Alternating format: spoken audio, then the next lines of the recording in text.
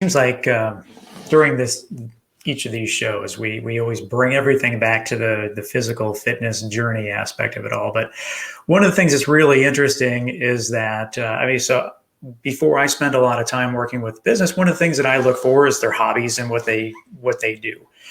I'm a runner, and one of the things that is interesting to me is if someone has the patience and the dedication to go through a training plan to run an event, whether if it's a 5K or a marathon, whatever the case is, if you have that dedication to do those small things every single day, no matter how monotonous they seem, then it's more likely, in my opinion, that you have the patience to be successful at business, because not every day is going to be a great day. And you have to string together a whole bunch of singles in order to put runs on the board. You're not going to hit the home run. And the thing that's so fascinating about that, and Zack can attest to this, is last weekend, Zack just completed a half Ironman. And wow. that was the first time that during 6 months in training that he put all three aspects together to see what the entire outcome is going to be. And he knocked it out of the park. So congratulations. Self-promotion. You can see over here my 5K board and all my little awards that I've gotten. So yeah, when I was a kid, I was a runner, but I was running away from the police. I was running away.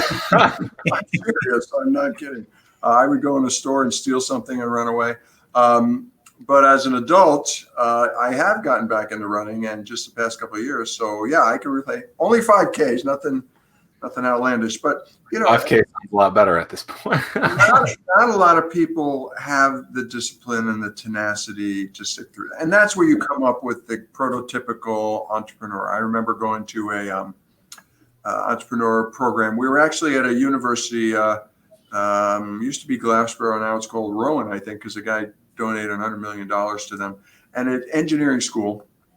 And the program was called Invention to Venture. So they were talking to these engineers who are the creative types, where business people tend to be a little bit more administrative and functional in other areas. But the engineers who are creating different solutions and saying, okay, let's take that idea and let's capitalize on it. So anyway, we're at this program, and this guy is presenting, and I think he was like director of the entrepreneur program at Regent University. And he walks around and he says, I found out, I'm trying to fund my different business ventures, and I found out that you could get cash off a credit card. So we're all sitting there saying, okay, well, sure, okay. So then he walks around to each table and he dumps these piles of credit cards on the tables to show everybody that he had literally hundreds of credit cards that he had used to finance his business. So, we get this picture of this this person who has such a high risk tolerance. But in a lot of cases, there are people who are lifestyle entrepreneurs. They want to break out, but they need a nudge over that, to the next level, right? I'm selling things on the side. I've got a little side hustle going on. But taking them, that's my biggest interest, is how do we get them to that next level to say, you could really do this. I had a friend, I still have a friend, who does lightscaping. So he would go to his neighbors and do the nice lights outside. So, you go to their house and the trees are lit up and all that stuff. And he kept complaining, I really want to do this. And I said, you're going to have to take a big step away from the business. So finally, when they eliminated his position, then it's sink or swim, right? Mm-hmm. We want to get them to the point where it's before then. If you have this idea, sure, test it out on the side, but why not go? Why not, step out and try it? It's going to require a little bit more. So those steps to go from lifestyle to actual, that's scary. That's sleeping in your van. That's mortgaging your house. That's, Is that something that can be taught, though, right? Not necessarily the entrepreneurship side of that, right? I mean, maybe the question is, can entrepreneurship be taught? But I mean, that story of that person going in and testing that thing or going all in, or I remember when I interviewed Damon John, they're a part of it his thing was like the power of broke, is like always acting like you're not there yet. Like, is that something that is just like something unique and special about a person that they might have, or is that something that they can actually like really evolve into and get stronger at? Because that fear, I mean, that seems to be a big fear of unknown, right? Like the person like wants to do it, but he wants to do it if he knows that path, if you will. Well, Henry Mintzberg, the famous strategist, said leadership, like swimming, is something that can't be taught in a classroom, right? So, we could apply the same thing to entrepreneurship. And many of the expensive entrepreneurship textbooks will say, well, but we can teach certain principles, and we can teach them about financial statements and how entrepreneurs are different than managers. Yeah, okay. I think so. There's a balance between the education and the application, right? So there has to be opportunity. Just like you tell your kid when they get on a bike, you got to watch out, use the pedals. This is how it works. Now get on there and try it. So that's where the Selden Market thing is great, or those kind of bridge programs to give people this opportunity to tool things out. Hey, let's give this a try for 6 months and let's see if it flies. What changes though? Because the bicycle model I love.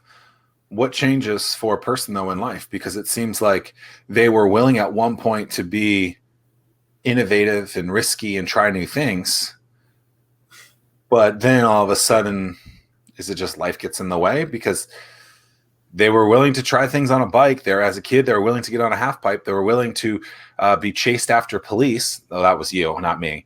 But like, what changes though? Well, so part of it is understanding what entrepreneurship really is. Again, data. I sound like an academic after all those years in corporate. I guess I am an academic now. But when you look at some of the data, only last data I saw, maybe 11% of all businesses are something that's never been done before. Something brand new, revolutionary, iPad, iPhone, something just, and I think there's this image that's an entrepreneur. I could never do that. I have no creativity, but people keep calling me here. But really, a lot of entrepreneurship is that you, Zack? A lot of entrepreneurship, when you look at it, people will start a business because they see gaps in service and they say, well, we're just not, why aren't we doing this thing? So it's somehow providing the encouragement, but also, helping them with the risk aversion and resources so that they're willing to press through that. They read in a trade magazine something and they say, wow, we could be doing that. They're disgruntled. The person you want is that person who's disgruntled on the job. Why are you disgruntled? Oh, I think we should be doing this or that. Well, you've got a couple options. You can talk to your boss about that, or you can go off and do it yourself. There's actually a good book. Woman wrote it, The Elegant Entrepreneur, where she kind of lays out this decision tree. I don't have it in front of me here, but I show it to my students. And is it simply a product idea that could be developed? And is that product idea, does it have enough substance to where it could be its own business? Or is it just a product that somebody could market? So it's an idea, like George Foreman, hey, if you have your ideas, call this number. Maybe it's just a product idea that you can capitalize on it there. It may not be a business idea because really a business idea is a business model, right? I mean, we're not just, okay, this is a revolutionary product. No, we have to have a business. The E-Myth tells us we need to be working on that business. That's our model, right? We've got to say, well, how are we delivering value that's different?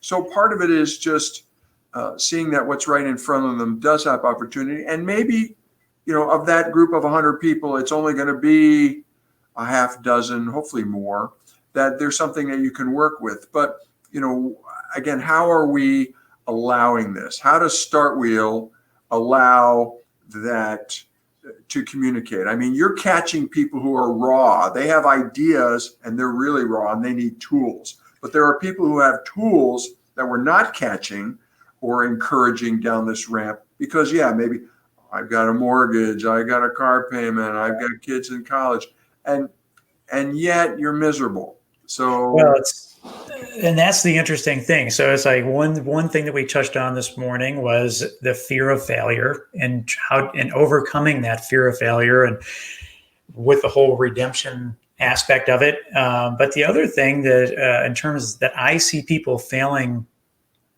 or as a reason for failing is so scared to be vulnerable and so scared to tell somebody that they don't know the answer or how to do something. And part of it, it's changing the culture of if you don't tell people how they can help you, they don't know how to help you.